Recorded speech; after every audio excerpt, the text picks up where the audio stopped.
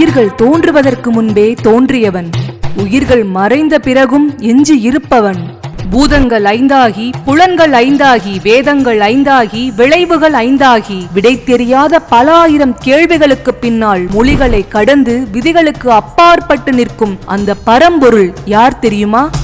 படைக்கும் பிரம்மனும் அல்ல, காக்கும் விஷ்ணுவும் அல்ல, இந்த பிரபஞ்சத்தில் எல்லாமாகவும் இருக்கும் அழிக்கும் மாபெரும் கடவுள். அவனே சிவன்.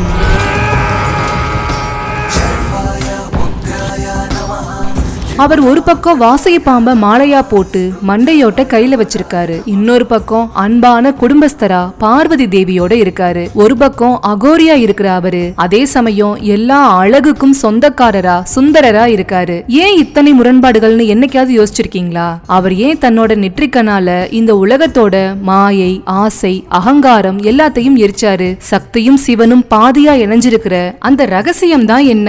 காலத்தை ஆட்டுவிக்கிற அந்த மாபெரும் யோகி எல்லாவற்றையும் அழித்து புது பிறப்ப கொடுத்து இந்த அண்ட சராசரத்தை எப்படி தன்னோட தியானத்துல அடக்கி ஆள்றாருங்கிற ஆழமான தத்துவத்தை பத்தி தான் நாம இந்த பதிவுல பார்க்க போறோம். இது வெறும் கடவுள் கதை மட்டும் இல்ல, நீங்க யாருங்கிற கேள்வியோட மூலமே இதுதான். வாங்க சிவம்ங்கிற பேரானந்தத்துக்குள்ள மூழ்கலாம். வீடியோக்குள்ள போறதுக்கு முன்னாடி நீங்க ஒரு சிவபக்தர்னா இந்த வீடியோக்கு ஒரு லைக் பண்ணிட்டு ஓம் நம சிவாயான்னு கமெண்ட் பண்ணுங்க.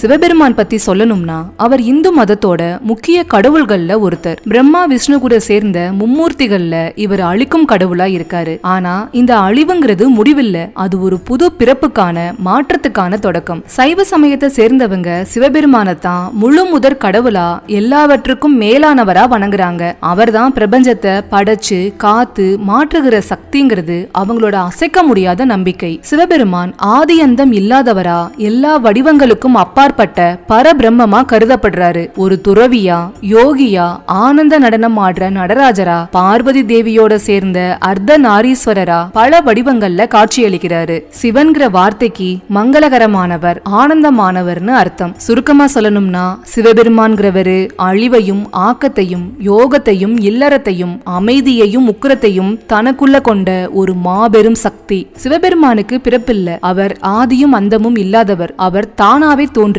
சுயம்பு. அவர் யாருக்கும் பிறக்கல, யாராலையும் படைக்கப்படல. அவர் நித்தியமானவர், உருவமில்லாத பரம்பொருள். அதனால தான் சிவபெருமான பிரம்மா, விஷ்ணு, ருத்ரன்னு 3 அம்சங்களுக்கும் மூலமான சதாசிவம்ங்கிற உச்ச நிலையா சொல்வாங்க. சில புராண கதைகள்ல பிரம்மாவும் விஷ்ணுவும் யார் பெரியவர்னு தங்களுக்குள்ள போட்டிக்கிட்டப்போ அவங்க முன்னாடி அளவில்லாத ஒரு பெரும் ஜோதி பிழம்பா தோன்றியவர் சிவபெருமான்னு சொல்வாங்க. இதுவும் அவர் பிறப்பில்லாதவர், அளவிட முடியாதவர்ங்கிறத உணர்த்துது. ஆனா மகாவிஷ்ணு மாதிரி சிவபெருமான் நேரடியா அவதாரங்கள் எதுவும் எடுக்கல. சுருக்கமா சொல்லணும்னா சிவபெருமான்கிறவரு எல்லாத்துக்கும் அப்பாற்பட்டவர். அதனாலதான் அவர் பிறப்பில்லாத மூல சக்தியா பார்க்கப்படுறாரு. சிவபெருமான ஏன் ஆதி அந்தம் இல்லாதவர்னு சொல்றாங்கன்னா சைவ சமயத்துல சிவபெருமான் தான் எல்லாமே. அதாவது இந்த அண்ட சராசரம், கோள்கள், நட்சத்திரங்கள், உயிர்கள் எல்லாமே அவர்கிட்ட இருந்துதான் வந்துச்சு. கடைசியில அவர்கிட்ட தான் போய் சேருது. ஒரு விதை இல்லாம எப்படி ஒரு மரம் வர முடியாதோ அதே மாதிரி இந்த உலகமே உருவாவதற்கு முன்னாடி இருந்த மூலப்பொருளே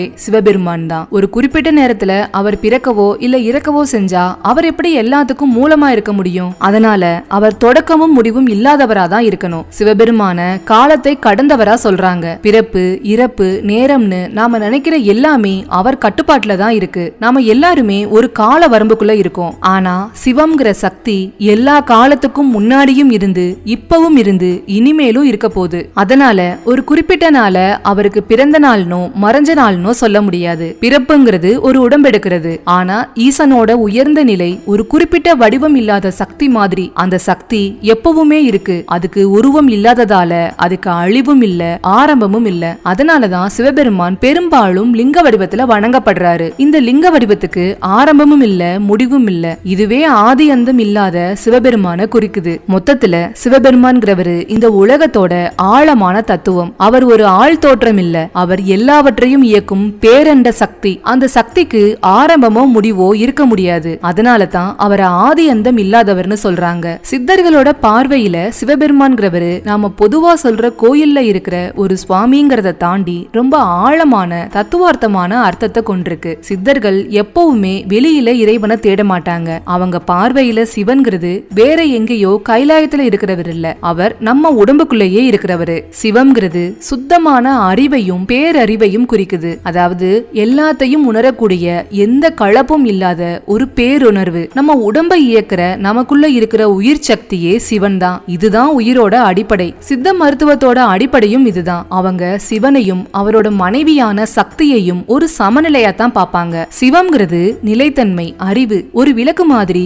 அது தானா எரிஞ்சிட்டு இருக்கும். சக்திங்கிறது இயக்கம், செயல். அந்த விளக்குல இருந்து வெளிப்படுற ஒளி மாதிரி. இந்த ரெண்டும் ஒன்னு சேர்ந்தாதான் ஒரு செயல் நடக்கும். நம்ம உடம்புக்குள்ள சிவம்ங்கிற அறிவும் சக்திங்கிற இயக்கமும் சமநிலையில இருக்கணும். இதுதான் யோகத்தோட அடிப்படை. சிவபெருமான் தான் சித்தர்களோட முதல் குரு. யோகம், ஞானம், மருத்துவம், ரசவாதம்னு எல்லா கலைகளையும் முதல்ல உலகத்துக்கு சொல்லி கொடுத்ததே இவர்தான். சிவபெருமான் எப்பவுமே தியானத்துல இருக்கிறது சித்தர்கள் தங்களோட அறிவுக்குள்ள முழுமையா மூழ்கி போறத குறிக்குது. தியானம் செஞ்சு தன்னை அறிவதுதான் சிவனை காண்பதுன்னு சித்தர்கள் சொல்வாங்க. அதனால சித்தர்களோட பார்வையில சிவபெருமான்கிறவரு நீங்க வணங்க வேண்டிய ஒரு தெய்வம் இல்ல, நீங்க அடைய வேண்டிய ஒரு நிலை. உங்க மனசுல இருக்கிற அமைதியான தூய்மையான உணர்வு தான் சிவபெருமான். ஆதி அந்தம் இல்லாத சிவபெருமான் உருவத்தோடையும் இருக்காரு, உருவம் இல்லாமலும் இருக்காரு, உருவமும் அருவமும் கலந்த அருவுருவமாவும் இருக்காரு. இதுதான் நம்ம மதத்தோட ஒரு பெரிய ஆழமான தத்துவம். உருவமற்ற நிலை, இதுதான் சிவபெருமானோட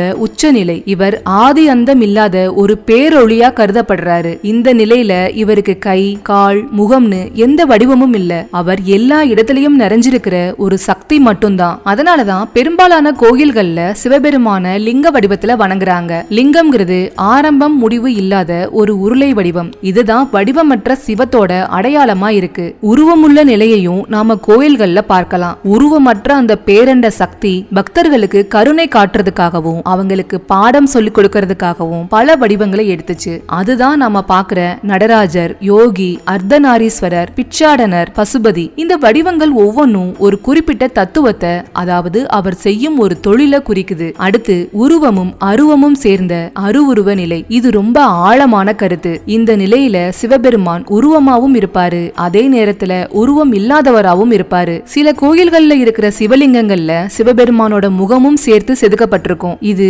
உருவமும் அருவமும் ஒண்ணுதாங்கிறத உணர்த்துது. சிவபெருமான் உருவமாவும் அருவமாவும் அருவுருவமாவும் இருக்காரு. நீங்க எப்படி பார்க்கணும்னு விரும்புறீங்களோ அவர் அந்த விதத்திலேயே உங்களுக்கு காட்சி தருவாரு. உலகாலும் ஈசன் சில இடங்கள்ல சன்னியாசியாவும் சில இடங்கள்ல குடும்பஸ்தராவும் இருக்காரு. இதுதான் அவரை பத்தின பெரிய விசேஷமான தத்துவம். அவர் இமயமலைக்கு மேல இருக்கிற கைலாயத்துல ஆழமான தியானத்துல இருப்பாரு. உடம்பு முழுக்க திருநீரு பூசி, சடைமுடி, கழுத்துல பாம்பு, கையில திரிசூலத்தோட ஒரு துறவியோட கோலத்துல இருப்பாரு. இந்த துறவி கோலம் அவர் எல்லா ஆசைகளையும் பந்தங்களையும் உலக இன்பங்களையும் கடந்தவர்ங்கிறத குறிக்குது. அதே சமயம் சிவபெருமான் ஒரு இல்லறத்தானாவும் இருக்காரு. அவர் பார்வதி தேவிய மனைவியாவும் விநாயகர், முருகன்னு 2 மகன்களோட இருக்கிற ஒரு அன்பான குடும்பஸ்தர். தன்னோட மனைவி பிள்ளைகள் மேல அவர் காட்டுற அன்பு ஒரு குடும்ப தலைவனோட கடமை, பொறுப்பு எல்லாத்தையும் உணர்த்துது. இந்த ரூபம் இல்லற வாழ்க்கையில இருந்துகிட்டே பற்றறுத்து இருக்க முடியும்ங்கிறத உலகுக்கு உணர்த்துறதுக்காகத்தான். இல்லறம்ங்கிறது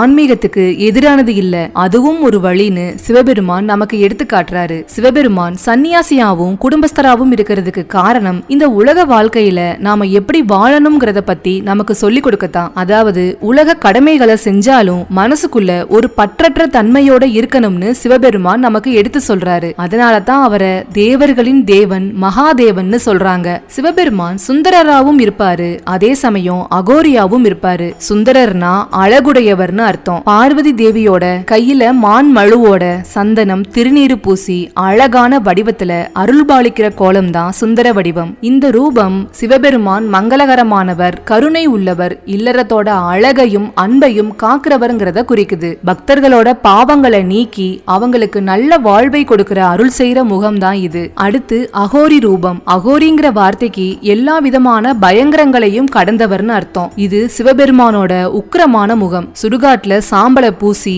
எலும்பு மாலை, மண்டையோட்டு மாலை அணிஞ்சு, ஆடை இல்லாம உக்கிரமான தோற்றத்துல வடிவத்துல இருப்பாரு. இந்த வடிவம் சிவபெருமான் அழிக்கும் கடவுள்ங்கிறத காட்டுது. பிறப்பு, இறப்பு, இன்பம், துன்பம்னு எந்த கருத்துக்களுமே அவரை கட்டுப்படுத்தாது. அவர் எல்லாத்துக்கும் அப்பாற்பட்டவர்ங்கிற ஆழமான தத்துவத்தை தான் இந்த உருவம் உணர்த்துது. சுடுகாட்டுல இருப்பது உலகத்தோட எல்லா முடிவும் அவர்தான்ங்கிறத குறிக்குது. மொத்தத்துல சிவபெருமான் ஒரு விளிம்புல மட்டும் இருக்கிறவர் இல்ல. அவர் ஒரு பக்கம் அன்பான அழகான சுந்தரமூர்த்தியா இருந்து எல்லாரையும் காக்குறாரு. இன்னொரு பக்கம் உக்கிரமான அகோரியா இருந்து உலகத்தோட மாயை, ஆசை, பற்று எல்லாத்தையும் நீக்கி கடைசி உண்மையை உணர்த்துறாரு. அதனாலதான் அவர் சுந்தரராவும் அகோரியாவும் ஒரே நேரத்துல இருக்காரு. இதுதான் இவரை பத்தி நாம தெரிஞ்சுக்க வேண்டிய ஒரு ஆச்சரியமான விஷயம். சிவபெருமான அழிக்கும் கடவுள்னு சொல்றதுக்கு காரணம் இருக்கு. ஆனா அந்த அழிவுங்கிற வார்த்தைக்கு நாம நினைக்கிற மாதிரி ஒரு நெகட்டிவ் அர்த்தம் இல்ல. இது ரொம்ப ஆழமான தத்துவம். நம்ம மதத்தோட மும்மூர்த்தி கொள்கையில சிவபெருமான் சிருஷ்டி சக்கரத்தை முடிக்கிற வேலையை செய்யறாரு. சிவபெருமான் செய்கிற அழிவுங்கிறது ஒரு முடிவில்ல, அது ஒரு மறுசுழற்சி தான். இந்த உலகத்துல எல்லாமே ஒரு குறிப்பிட்ட காலத்துக்கு பின்னாடி மறுபடியும் புதுப்பிக்கப்படணும். பழையது அழியாத வரைக்கும் புதுசா ஒண்ணு பிறக்க முடியாது. ஒரு செடி வளர்றதுக்கு பழைய விதை அழியணும். அந்த மாதிரி சிவபெருமான் இந்த பிரபஞ்சத்தை ஒரு கால சுழற்சியோட முடிவுல அழிச்சு மறுபடியும் புதுசா சுத்தமா பிறக்கிறதுக்கு வழிவகுக்கிறாரு. இது ஒரு கால சுழற்சி. சிவபெருமான் வெறும் வெளியுலகத்தை மட்டும் அழிக்கிறது இல்ல, அவர் நம்ம மனசுல இருக்கிற ஆசை, பற்று, அகங்காரம், அறியாமை இது எல்லாத்தையும் அழிக்கிறவரு. நம்ம அறியாமைய அவர் தன்னோட நெற்றிக்கண் நெருப்பால எரிச்சு நமக்கு ஞான ஒளிய கொடுக்கிறவர். ஒருத்தரோட அகங்காரம் அழிஞ்சாதான் அவர் தன்னோட உண்மை வடிவத்தை உணர முடியும். சிவபெருமான காலத்தை கடந்த மகா காலர்னு சொல்றோம். அதாவது இந்த உலகத்துல இருக்கிற எல்லாத்தையும் காலம் அழிக்கும். ஆனா அந்த காலத்தையே கட்டுப்படுத்துறவர் சிவபெருமான். அதனால எல்லாவற்றையும் ஒரு முடிவுக்கு கொண்டு வர சக்தியா அவர் பார்க்கப்படுறாரு. சுருக்கமா சொல்லணும்னா சிவபெருமான்கிறவரு வெறும் அழிப்பவர் மட்டும் இல்ல, அவர் பழச அழிச்சு புதுசுக்கு வழி அமைச்சு அதுக்கப்புறம் நம்ம மனசுல இருக்கிற தீய எண்ணங்களை எல்லாம் அழிச்சு நமக்கு ஒரு விடிவு காலத்தை கொடுக்கிற கருணை நிறைந்த ஒரு பெரிய சக்தி. அதனாலதான் அவரை சங்கரர்னு இன்னொரு பேர்ல அழைக்கிறாங்க. சரி, இந்த பிரபஞ்சத்துக்கும் சிவபெருமானுக்கும் உள்ள ஒற்றுமை என்னன்னு தெரியுமா? சிவபெருமான் தான் பிரபஞ்சத்தோட முழு உருவமாவும் அதை கடந்த நிலையாவும் இருக்காரு. இந்த ஒற்றுமையை புரிஞ்சுக்கிட்டா சிவபெருமான பத்தின தத்துவம் இன்னும் நல்லா நமக்கு விளங்கும். சிவபெருமான ஆதி அந்தம் இல்லாதவர்னு சொல்றோம், அதாவது எல்லைகள் இல்லாதவர். இந்த பிரபஞ்சமும் அப்படித்தான் இருக்கு. நவீன விஞ்ஞானம் கூட பிரபஞ்சத்தோட எல்லைய கண்டுபிடிக்க முடியலேனும் அதுக்கு ஒரு முடிவில்லேனும் நம்புது. சிவன்கிற பேரண்ட சக்தியும் பிரபஞ்சம்ங்கிற மாபெரும் விரிவும் எல்லையற்றதாவும் காலத்தை கடந்ததாவும் ஒரே மாதிரியே இருக்கு. சிவபெருமான் அழிக்கும் கடவுள். இந்த அழிவுங்கிறது ஒரு முடிவில்ல, அது ஒரு புது பிறப்புக்கான மாற்றம். பிரபஞ்சமும் காலத்தோட ஓட்டத்துல புது புது நட்சத்திரங்களை, கோள்களை படைக்குது, பழையத அழிக்குது. இது ஒரு நிலையான சுழற்சியா இருக்கு. பிரபஞ்சத்தோட இந்த சுழற்சி மற்றும் மாற்றம்ங்கிற செயல்பாடு சிவபெருமான் செய்யற சம்ஹாரம் மற்றும் மறுசிருஷ்டிங்கிற வேலைக்கு சமமா இருக்கு. இந்த பிரபஞ்சம் நிலம், நீர், நெருப்பு, காற்று, ஆகாயம்ங்கிற பஞ்சபூத சக்திகளோட அடிப்படையில இயங்குது. இந்த 5 அம்சங்களும் சிவபெருமானோட முக்கிய அம்சங்களோட பொருந்தது. நிலத்துக்கு காஞ்சிபுரம் ஏகாம்பரேஸ்வரர் கோவில், நீருக்கு திருவானைக்காவல் ஜம்புகேஸ்வரர் கோவில், நெருப்புக்கு திருவண்ணாமலை அருணாச்சலேஸ்வரர் கோவில், காற்றுக்கு காளகஸ்தி காளகஸ்தீஸ்வரர், ஆகாயத்துக்கு சிதம்பரம் நடராஜர். சிவபெருமான் இந்த பஞ்சபூதங்களோட தலைவரா பார்க்கப்படுறாரு. அதனால பிரபஞ்சத்தை உருவாக்குற சக்தியே சிவபெருமான் தான். அவரை உருவமற்ற பேரறிவா லிங்க வடிவத்துல வணங்குறோம். பிரபஞ்சத்தோட பெரும்பகுதி நாம கண்ணால பார்க்க முடியாத வெறுமையா இருக்கு. இந்த வெறுமை தான் எல்லாத்துக்கும் அடிப்படையா இருக்கு. சிவபெருமானோட வெறுமை தன்மையும் வடிவமற்ற நிலையும் பிரபஞ்சத்தோட ஆழமான வெளி அம்சத்தோட ஒத்து போகுது. இந்த ஒற்றுமையாலதான் சிவபெருமான பிரபஞ்சத்தை தனக்குள்ள அடக்கினவர்னு சொல்றாங்க. சிவபெருமானுக்கும் அன்புங்கிற வார்த்தைக்கும் உள்ள ஒற்றுமை ரொம்பவே ஆழமானது. ஒரு சாதாரண கடவுளா மட்டும் இல்லாம சிவபெருமான பத்தின அடிப்படை தத்துவமே அன்புதான். தமிழ்ல திருமூலர் எழுதின திருமந்திரம்ங்கிற நூல்ல இருக்கிற ஒரு பிரபலமான வரிதான் அன்பும் சிவமும் இரண்டென்பர் அறிவிலார், அன்பே சிவமாவது ஆறும் அருகிலார்ங்கிறது. அதாவது அறிவில்லாதவங்க தான் அன்பும் சிவமும் வேற வேறன்னு சொல்லுவாங்க. ஆனா அன்புதான் சிவம், சிவம் தான் அன்புங்கிற உண்மை யாருக்கும் தெரியாது. இது சிவன் தான் அன்பின் உச்சநிலைன்னு அழுத்தமா சொல்லுது. சிவம்ங்கிற அந்த பேரண்ட சக்தியோட வெளிப்பாடே அன்புதான். சிவபெருமானோட பல செயல்கள் அவர் எவ்வளவு கருணை உள்ளவர்ங்கிறத நமக்கு காட்டுது. பார்க்கடலை கடையிறப்ப வந்த ஆழகால விஷத்தை உலகத்தை காக்குறதுக்காக தானே எடுத்து குடிச்சாரு. அந்த விஷம் தொண்டைக்குள்ள போகாம பார்வதி தேவி தொண்டையில கை வச்சதால அது நீல நிறமா அங்கேயே நின்னுடுச்சு. உலக உயிர்கள் மேல அவர் வச்ச கருணை தான் இந்த கதை. அவர் உக்கிரமான அகோரியா இருந்தாலும் தன்னோட பக்தர்களுக்கு ரொம்ப எளிமையா வேகமா அருள் செய்யக்கூடியவர். செய்யக்கூடியவர். அதனால அவரை போலோநாத்னு சொல்வாங்க. அதாவது எளிதில அருள் செய்யக்கூடியவர். இது அவர் எல்லா உயிர்கள் மேலையும் வச்சிருக்கிற அன்பு இல்லாம நடக்காது. சிவபெருமான் ஆதியும் அந்தமும் இல்லாத உருவமற்ற பேரறிவுன்னு பார்த்தோம். இந்த உருவமற்ற அறிவுதான் எல்லா உயிர்களையும் சமமா பார்த்து எந்தவித எதிர்பார்ப்பும் இல்லாம இயக்கும் தூய அன்பு. நம்ம மனசுக்குள்ள இருக்கிற சமநிலை, அமைதி, பற்றற்ற தன்மைன்னு நாம எதை உயர்வா நினைக்கிறோமோ அது எல்லாமே சிவத்தோட அம்சம். இது எல்லாமே தூய்மையான அன்போட வடிவங்கள் தான். அதனாலதான் நீங்க சிவபெருமான வணங்குறது உண்மையிலேயே அந்த பேரண்ட அன்புக்கும் கருணைக்கும் மரியாதை செலுத்துறதுக்கு சமம். இப்போ சிவபெருமான எப்படி உணர்றது? அவரை உணர்றதுக்கு 3 முக்கியமான வழிகள் இருக்கு. பக்தி, தியானம், சித்த நிலை. ஈசனோட பெரும் கருணை என்னன்னா நம்மளோட முயற்சிக்கு ஏத்த மாதிரி பல வழிகள்ல தன்னை உணர்த்தக்கூடியவர். முதல்ல பக்திங்கிற வழி மூலமா பார்க்கலாம். இது அன்பு, சரணாகதி, அர்ப்பணிப்பு நிறைஞ்ச பாதை. சிவபெருமான முழுசா நம்பி உருகி பாடுறது, கதைகள் படிக்கிறது, கேக்குறது, கோயிலுக்கு போறது, விரதம் இருக்கிறது மூலமா மனம் முழுக்க சிவமயமா மாறிடும். இதனால சிவபெருமான் மேல ஒரு நெருக்கம் உண்டாகி அந்த கருணை உணர்விலேயே சிவபெருமானோட இருப்ப நாம உணர முடியும். இதத்தான் அன்பே சிவம்னு சொல்லுவாங்க. அடுத்த வழி தியானம். இது மனச ஒருமுகப்படுத்துறது, உள்நோக்கி பயணிக்கிறது நிறைஞ்ச பாதை. மனசுல இருக்கிற என்ன ஓட்டங்களை அடக்கி உடலை மறந்து வெறும் அறிவா இருக்க முயற்சி செஞ்சா உள்ளுக்குள்ள ஒரு ஆழ்ந்த அமைதி உண்டாகும். சிவபெருமான் ஆதி யோகிங்கிறதால தியானத்தோட உச்ச நிலையில நாம எல்லாவற்றுக்கும் அப்பாற்பட்ட அந்த சுத்தமான அறிவுங்கிற சிவத்தோட நிலைய அடைய முடியும். இதுதான் ஞான மார்க்கம். அடுத்தது சித்தர்களோட வழியான சித்த நிலை. இது யோகம், விஞ்ஞானம், காயகல்பம், பிராணாயாமம்னு பல பயிற்சிகள் நிறைஞ்ச பாதை. சித்தர்கள் உடம்ப திடப்படுத்தி உயிரை சூட்சுமப்படுத்தி குண்டலினி சக்தியை மேலெழுப்புவாங்க. இதனால உடம்புக்குள்ள இருக்கிற சக்தியையும் வெளி பிரபஞ்ச சக்தியையும் ஒன்னா உணர முடியும். அவங்க பார்வையில இந்த உடல், பிரபஞ்சம், சிவம் எல்லாமே ஒண்ணுதான். இதுதான் சித்தர்கள் சிவனை உணர்ற ஆழமான வழி. உண்மையிலேயே இந்த 3 வழிகள்ல ஏதாவது ஒண்ணு நீங்க தீவிரமா பின்பற்றினா போதும். நீங்க அன்பு நிறைஞ்சவரா இருந்தா பக்தியை தேர்ந்தெடுங்க. அறிவால தேடணும்னு நினைச்சீங்கன்னா தியானத்தை பழகுங்க. உடலையும் மனசையும் ஒரு சேர பலப்படுத்தணும்னு நினைச்சா யோக பயிற்சிகள் செய்யறது சித்த மார்க்கத்துக்கு உதவும். பக்தியையும் தியானத்தையும் ஒன்னா சேர்ந்து பயிற்சி செஞ்சா இன்னும் வேகமா அந்த சிவானந்தத்தை உணர முடியும்னு நிறைய ஆன்மீகவாதிகள் சொல்றாங்க. நம்ம எந்த வேலையும் செய்யாம சும்மா இருக்கிறப்போ சிவனேன்னு இருக்கும்னு சொல்லுவோம். இது பேச்சு வழக்குல சாதாரணமா இருந்தாலும் சிவபெருமானோட மாபெரும் தத்துவத்தை விளக்குது. பொதுவா இந்த வாக்கியத்தை நாம 2 முக்கியமான அர்த்தத்துல பயன்படுத்துவோம். அமைதியா சலனம் இல்லாம இருக்கும்போது நான் யாரோடையும் சண்டை போடாம எந்த பிரச்சனையும் இல்லாம ஏன் பாட்டுக்கு அமைதியா இருக்கேன்னு சொல்லுவோம். பற்று இல்லாம இருக்கிறது. இந்த நேரத்துல நான் எதை பத்தியும் அதிகமா கவலைப்படாம எந்த சிந்தனையும் இல்லாம சும்மா இருக்கேன்னு சொல்லுவோம். சிவபெருமானுக்கும் இந்த நிலைக்கும் உள்ள தொடர்பு என்னன்னா சிவபெருமான் எப்பவுமே ஆழமான தியானத்துல இருப்பவர். தியானம்னா என்ன? மனசுல வர எல்லா எண்ணங்களையும் சலனங்களையும் நிறுத்திட்டு எந்த சிந்தனையும் இல்லாம சும்மா அமைதியா இருக்கிறது தான். உலகத்துல எத்தனையோ குழப்பங்கள் நடந்தாலும் சிவபெருமான் அதையெல்லாம் கவனிக்காம தன்னோட ஆழமான தியான நிலையில இருப்பாரு. இந்த சலனமற்ற அமைதியான நிலைதான் சிவம். அதனாலதான் நாம அமைதியா சும்மா இருக்கிறப்போ சிவனோட நிலையில இருக்கோங்கிறத உணர்த்தத்தான் சிவனேன்னு இருக்கேன்னு சொல்றோம். சிவன்கிறது ஆதி அந்தம் இல்லாத ஒரு வெறுமைன்னு பார்த்தோம். வெறுமைங்கிறது அமைதியா எந்த செயலும் இல்லாம சும்மா இருக்கும் ஒரு நிலைதான். இந்த உலகத்தை படைக்கிறது, காக்குறதுங்கிறது எல்லாமே சிவபெருமான் தன்னோட சக்தியை வச்சு செய்யறாரு. ஆனா அவரோட அடிப்படை நிலை ஒரு சாட்சியா செயலற்றதா சும்மா இருக்கிறது தான். சிவபெருமானுக்கு எந்த உலக ஆசைகள் மீதும் பற்றில்ல. அவர் சுடுகாட்டுல சாம்பல பூசி ஒரு துறவி மாதிரி எளிய நிலையில இருப்பாரு. நாம சிவனேன்னு இருக்கேன்னு சொல்றப்போ நாம இந்த உலக ஆசைகள், பிரச்சனைகள் எல்லாத்துல இருந்தும் என்ன பற்றற்று வச்சுக்கிட்டேன்னு உணர்த்துறோம். சுருக்கமா சொல்லணும்னா சும்மா இருந்து மனச அமைதியா சலனம் இல்லாம வச்சுக்கிற அந்த உயர்ந்த நிலைதான் சிவம். அதனாலதான் அமைதியையும் பற்றற்ற தன்மையையும் குறிக்க சிவனேன்னு இருக்கேங்கிற வாக்கியத்தை பயன்படுத்துறோம். சிவபெருமானோட வடிவங்கள்ல அர்த்தநாரீஸ்வரர் வடிவம் ரொம்பவே ஆழமான தத்துவத்தை உள்ளடக்கினது. இதுக்கு உமையொரு பாகன்னு இன்னொரு பேரும் இருக்கு. இந்த வடிவத்துல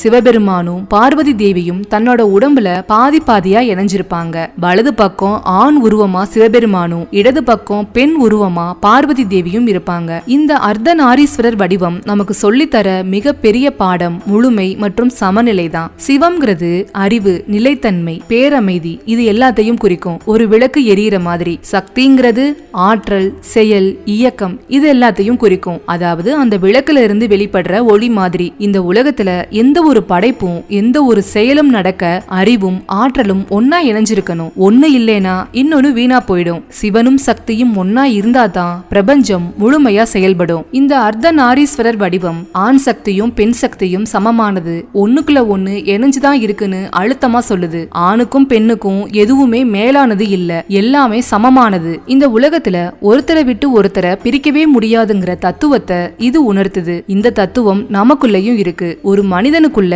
ஆண் தன்மை பெண் தன்மைன்னு ரெண்டுமே சமமா இருக்கணும். ஆண் தன்மைனா உறுதி பகுத்தறிவு, பெண் தன்மைனா அன்பு படைப்பாற்றல். உங்க வாழ்க்கையில அமைதியான தியானம் இருக்கணும், அதே சமயம் சுறுசுறுப்பான செயல் இருக்கணும். இந்த சமநிலை தான் ஒரு முழுமையான மனிதனா உங்களை உணர வைக்கும். அதனால அர்த்தநாரீஸ்வரர் வடிவம்ங்கிறது எல்லாமே முழுமையா இணைஞ்சுதான் இருக்கு, அதை பிரிக்க முடியாதுங்கிற உண்மைய தெளிவா சொல்ற ஒரு வடிவம். சிவனும் சக்தியும் சேர்ந்தது அர்த்தநாரீஸ்வரர் வடிவம்னா அரணும் அரியும், அதாவது சிவபெருமானும் மகாவிஷ்ணுவும் இணைஞ்சது சங்கர நாராயணர் வடிவம். இதுவும் அர்த்தநாரீஸ்வரர் வடிவம் மாதிரியே ரெண்டு உச்ச சக்திகள் ஒண்ணுதாங்கிறத உணர்த்துது. சங்கர நாராயணர் வடிவத்துல வலது பக்கம் சிவபெருமானும் இடது பக்கம் மகாவிஷ்ணுவும் இருப்பாங்க. இந்த வடிவம் நமக்கு சொல்லி தர்ற முக்கியமான தத்துவங்கள் என்னன்னா, சிவன் பிரபஞ்சத்தை மாற்றுபவர், அவர் அழிச்சாதான் புது படைப்புக்கு இடம் கிடைக்கும். விஷ்ணு பிரபஞ்சத்தை காப்பவர், அவர் இருந்தாதான் வாழ்க்கை சீரா இயங்கும். இந்த உருவத்தோட தத்துவமே பிரபஞ்சம் நல்லா இயங்கணும்னா பராமரிப்பும் மாற்றமும் ஒன்னா நடந்தாகணும். இந்த ரெண்டு வேலைகளையும் செய்யற சக்தி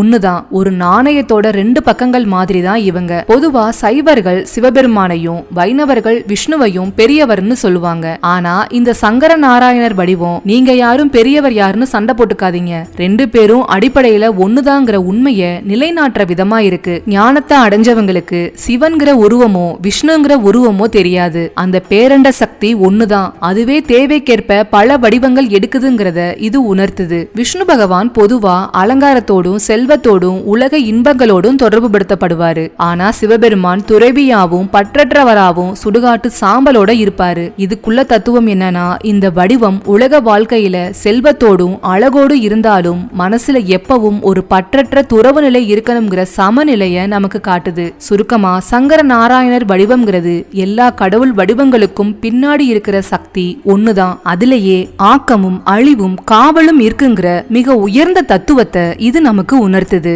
சரி, சிவபெருமானுக்கு ஏன் நெற்றிக்கண் இருக்குன்னு தெரியுமா? இது வெறும் மூணாவது கண்ணா மட்டும் பார்க்கப்படுறதில்ல, இதுக்கு பின்னாடியும் நிறைய ஆழமான அர்த்தங்கள் இருக்கு. நாம உலகத்தை ரெண்டு கண்ணால பாக்குறோம், ஆனா நெற்றிக்கண்கிறது உள்நோக்கு பார்வை, அதாவது இன்னர் விஷன்கிற ஞான பார்வையை குறிக்குது. உலகத்துல இருக்கிற எல்லா மாயையும் அறியாமையும் பொய்மையும் இந்த நெற்றிக்கண் திறந்து பார்த்தா எல்லாமே எரிஞ்சு சாம்பலா போயிடும். அதாவது இந்த ஞானக்கண் நம்மோட அறியாமைய அழிக்கிற சக்தி கொண்டது. சிவபெருமான் அழிக்கும் கடவுள்னு நமக்கு தெரியும். இந்த நெற்றிக்கண் அவர் தன்னோட உக்கிரமான அழிக்கிற சக்திய வெளிப்படுத்துற ஒரு கருவியா இருக்கு. சிவபெருமானோட தியானத்தை மன்மதன் கலைக்க முயற்சி செஞ்சப்போ சிவபெருமான் இந்த நெற்றிக்கண்ணை திறந்துதான் அவனை எரிச்சு சாம்பலாக்கினார்னு ஒரு கதை இருக்கு. இது ஆசையையும் பற்றையும் அழிக்கிற சிவபெருமானோட சக்திய குறிக்கிற விதமா இருக்கு. ஈசனோட 3 கண்களும் சூரியன் சந்திரன் நெருப்ப குறிக்கிறதா சொல்றாங்க. சூரியனும் சந்திரனும் நிகழ்காலத்தையும் கடந்த காலத்தையும் குறிக்கும் போது நெற்றிக்கண் எதிர்காலத்தை இல்ல காலத்துக்கு அப்பாற்பட்ட நிலையை குறிக்கிறதா இருக்கு. அதனாலதான் சிவபெருமான கடந்த காலம் நிகழ்காலம் எதிர்காலம்னு 3 காலங்களையும் உணர்ந்தவர்னு சொல்றாங்க. யோக மார்க்கத்துல புருவ மத்தியில இருக்கிற இடத்த ஆக்ஞா சக்கரம்னு சொல்வாங்க. இந்த சக்கரம் விழிப்புணர்வு தெளிவான எண்ணங்கள் உள்ளுணர்வுன்னு எல்லாத்துக்கும் மையமா இருக்கு. சிவபெருமான் இந்த இடத்துல கண்ணை வச்சிருக்கிறது அவர் எப்பவும் விழிப்புணர்வோட இருக்கிற ஒரு ஆதி யோகிங்கிறத உறுதிப்படுத்துது. அதனால நெற்றிக்கண்கிறது ஒரு சாதாரண உறுப்பு இல்ல, அது ஞானம் பற்றற்ற தன்மை பேரழிவு அதோட உள்நோக்கு பார்வையோட ஒட்டுமொத்த அடையாளமா இருக்கு. சரி, நிறைய கோயில்கள்ல ஏன் சிவபெருமான லிங்க வடிவத்துல வணங்குறாங்கன்னு தெரியுமா? இந்த லிங்க வடிவத்தோட முக்கிய காரணமே சிவபெருமான் ஆதி அந்தம் இல்லாதவர்ங்கிறது தான். அவருக்கு கை கால் முகம்னு ஒரு குறிப்பிட்ட வடிவம் இல்ல, அவர் ஒரு பேரண்ட சக்தி. இந்த லிங்க வடிவத்தை நம்ம பாக்குறப்போ அது எங்க தொடங்குது எங்க முடியுதுன்னு சுலபமா சொல்ல முடியாது. அதோட உருளை வடிவமும் வடிவம் இல்லாத தன்மையும் எல்லைகள் இல்லாத காலம் கடந்து நிக்கிற அந்த பேரண்ட சக்தியை குறிக்குது. அதனாலதான் உருவம் இல்லாத சிவனை உணர்த்த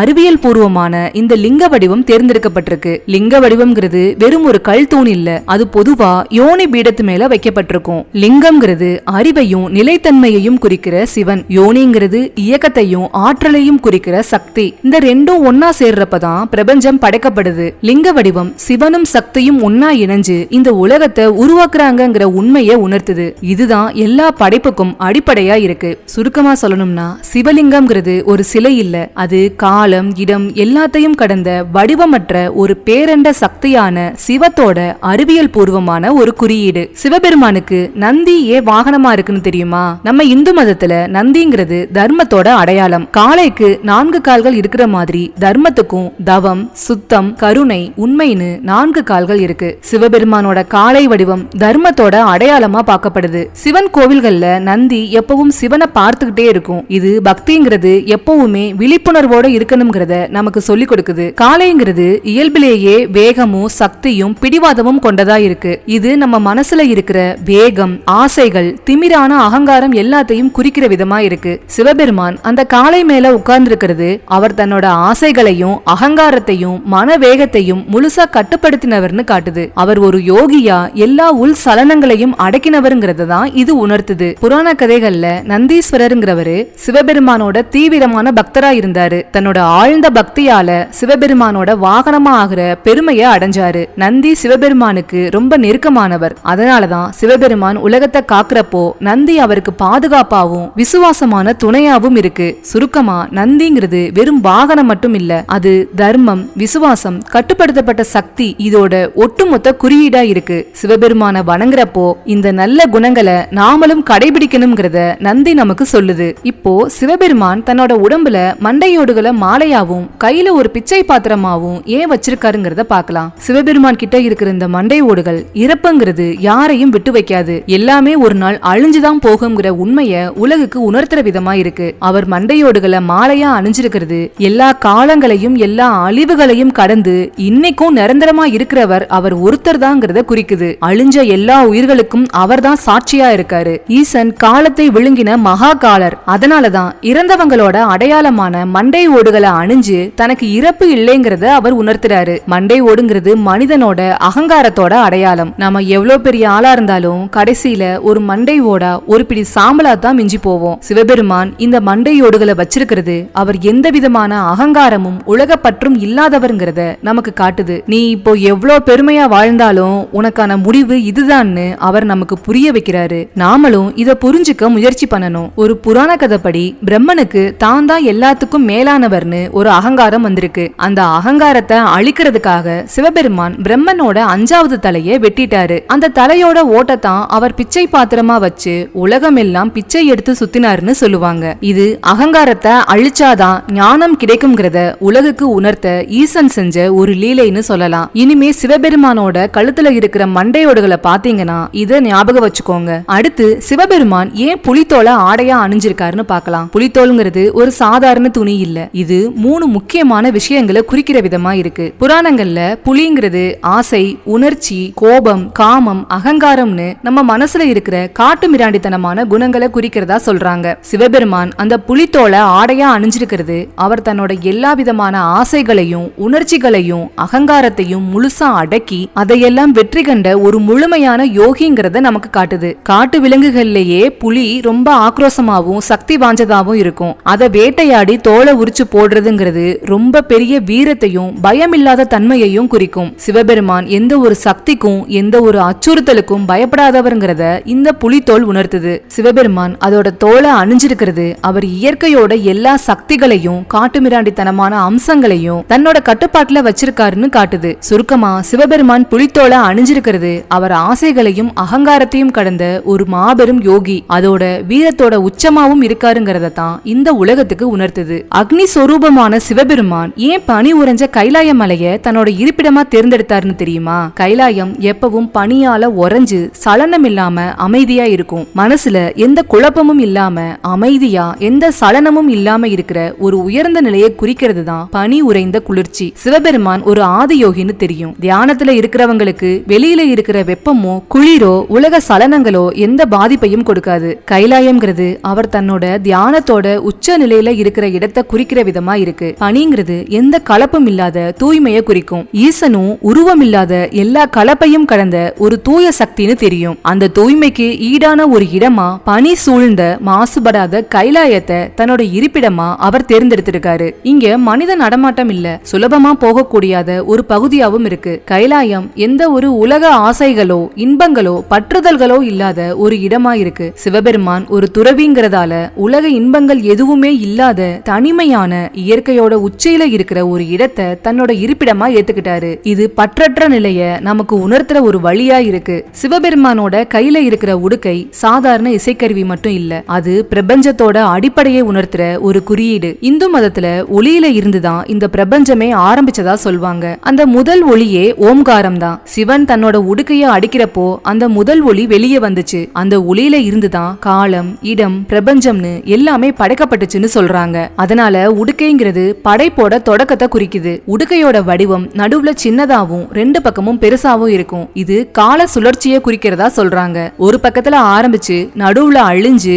மறுபடியும் இன்னொரு பக்கத்துல புதுசா ஆரம்பிக்கிற பிறப்பு, இறப்பு, மறுபிறப்புங்கிற கால சக்கரத்தை இது உணர்த்துது. உடுக்கையோட ஓசை அழிவையும் ஆக்கத்தையும் ஒரே நேரத்துல உருவாக்குற சக்தியை குறிக்குது. உடுக்கையோட நடுப்பகுதி சுருங்கின வடிவத்துல இருக்கும். இது உலகத்துல நடக்கிற எல்லா சலனங்களுக்கும் நடுவுல சிவபெருமான் எப்பவும் அசையாத அமைதியான மையமா இருக்காருங்கிறத குறிக்குது. சிவபெருமான் கையில உடுக்கை வச்சிருக்கிறது அவர் ஒளியின் மூலம், படைப்பின் ஆரம்பம், காலத்தின் சுழற்சின்னு இது எல்லாத்துக்கும் தலைவரா இருக்காருங்கிறத உணர்த்துது. ஈசன் தன்னோட தலையில பிறை சந்திரனையும் கங்கை நதியையும் சூடியிருக்காரு. இதுக்கு பின்னாடி ரொம்ப ஆழமான தத்துவங்கள் இருக்கு. சிவபெருமான் தன்னோட சடைமுடியில பிறை நிலவ சூடியிருக்காரு. அதனால அவருக்கு சந்திரசேகரன் ஒரு பேர் இருக்கு. சந்திரன்கிறது காலத்தை குறிக்குது. இந்த பிறை சந்திரன் தேய்றதும் வளர்றதுமா இருக்கும். சிவபெருமான் அந்த காலத்தை, அதாவது சந்திரனை தன்னோட தலையில வச்சிருக்கிறது அவர் காலத்துக்கு அப்பாற்பட்டவர்ங்கிறத காட்டுது. எல்லா காலங்களுமே அவருக்கு மட்டும்தான் கட்டுப்பட்டிருக்கு. பொதுவா சந்திரன்னா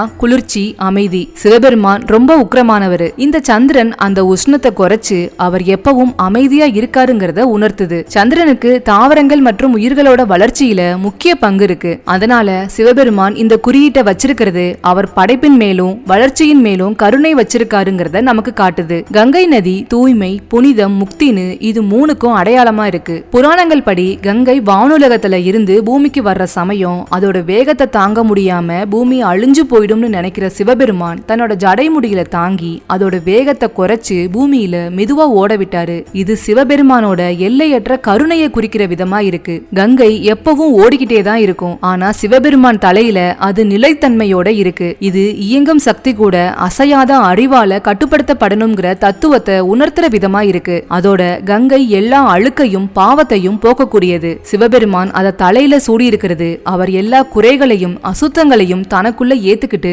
உலகத்தை தூய்மையா வச்சிருக்காருன்னு காட்டுது. சுருக்கமா சிவபெருமான் தலையில சூடி இருக்கிற சந்திரனும் கங்கையும் அவர் காலம் கடந்தவர், கருணை நிறைந்தவர், தூய்மையோட வடிவம்ங்கிறத நமக்கு உணர்த்துற விதமா இருக்கு. சிவபெருமான் கழுத்துல ஏன் மலர் மாலை இல்லாம அரவ மாலை இருக்குன்னு தெரியுமா? அதுதாங்க பாம்பை ஏன் சூடியிருக்காருன்னு தெரியுமா? பாம்புங்கிறது ஆசை, உணர்ச்சி, உலக பற்ற குறிக்கிற ஒரு குறியீடு. சில நேரங்கள்ல அகங்காரத்தையும் குறிக்கும், பகையையும் குறிக்கும். சிவபெருமான் அந்த கொடிய பாம்பை தான் கழுத்துல மாலையா வச்சிருக்கிறது அவர் தன்னோட எல்லா விதமான ஆசைகள், பயங்கள், அதோட அகங்காரம் எல்லாத்தையும் முழுமையா கட்டுப்படுத்தி அடக்கி அத ஆபரணமா அணிஞ்சிருக்காருன்னு காட்டுது. இந்த பாம்புகள் எப்பவுமே வட்ட வடிவத்துல சுருண்டு இருக்கும். இது கால சுழற்சியை குறிக்கும். சிவபெருமான் அந்த பாம்பை தான் கழுத்துல வச்சிருக்கிறது அவர் காலத்தையே தன்னோட கட்டுப்பாட்டுல வச்சிருக்காருங்கிறத நமக்கு உணர்த்துது. பொதுவா பாம்புகள் கிட்ட அதிகமான விஷம் இருக்கும். ஆனா ஈசன் கழுத்துல இருக்கிற பாம்பு ஞானத்தோட குறியீடா இருக்கு. யோக மார்க்கத்துல குண்டலினி சக்திய ஒரு பாம்பு வடிவத்துல தான் சொல்லுவாங்க.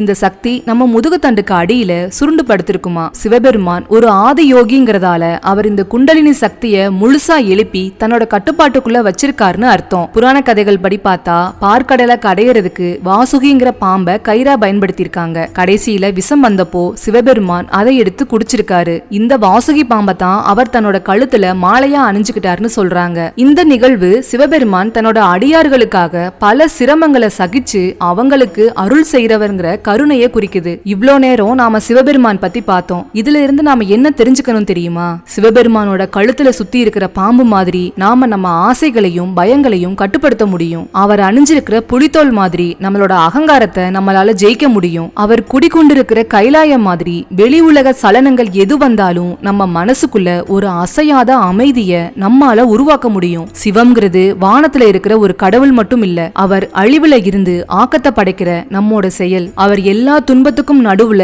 நாம உணர்ற ஒரு மாபெரும் அமைதி, ஒரு ஞான ஒளி. நான் யாருன்னு தேட ஆரம்பிச்சா நாம அடைகிற அந்த பேரறிவும் பேரன்பும் தான் சிவம். நம்ம மனசை அமைதிப்படுத்தி ஓம்ங்கிற ஒளிய கவனிச்சோம்னா நாமளே சிவமா நமக்கு தெரியும். சிவாய நம. உங்களுக்கு இந்த பதிவு பிடிச்சிருந்தா லைக் பண்ணுங்க, உங்க ஃப்ரெண்ட்ஸ் எல்லாருக்கும் ஷேர் பண்ணுங்க. மறக்காம நம்ம சேனலை சப்ஸ்கிரைப் பண்ணிட்டு உங்களோட எண்ணங்களை எனக்கு கமெண்ட்ல சொல்லுங்க. நன்றி.